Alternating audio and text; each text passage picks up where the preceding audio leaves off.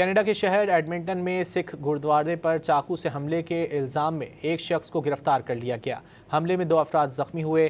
Police के मुताबिक वाक़या गुज़िश्ता रोज़ गुरुद्वारे के अंदर पेश आया। पुलिस का कहना है कि एक शख्स गुरुद्वारे में दाखिल हुआ और इबादत के मकाम तक पहुँचने की कोशिश की। अमले ने उसे रोकने की कोशिश की। इस दौरान सूरत हाल कशीदा हो गई और मज़कूरा शख्स ने 2 अफराद को चाकू मार दिया। कनाडा के शहर एडमिंटन में सिख गुरुद्वारे पर चाकू से हमले के इल्ज़ाम में एक शख्स को गिरफ्तार कर लिया गया। हमले में 2 अफराद जख्मी हुए। पुलिस के मुताबिक वाक़या गुज़िश्ता रोज़ गुरुद्वारे के अंदर पेश आया।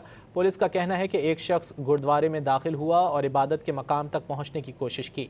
अमले ने उसे रोकने की कोशिश की। इस दौरान सूरत हाल कशीदा हो गई और मज़कूरा शख्स ने 2 अफराद को चाकू मार दिया। कनाडा के शहर एडमिंटन में सिख गुरुद्वारे पर चाकू से हमले के इल्ज़ाम में एक शख्स को गिरफ्तार कर लिया गया। हमले में 2 अफराद जख्मी हुए। पुलिस के मुताबिक वाक़या गुज़िश्ता रोज़ गुरुद्वारे के अंदर पेश आया।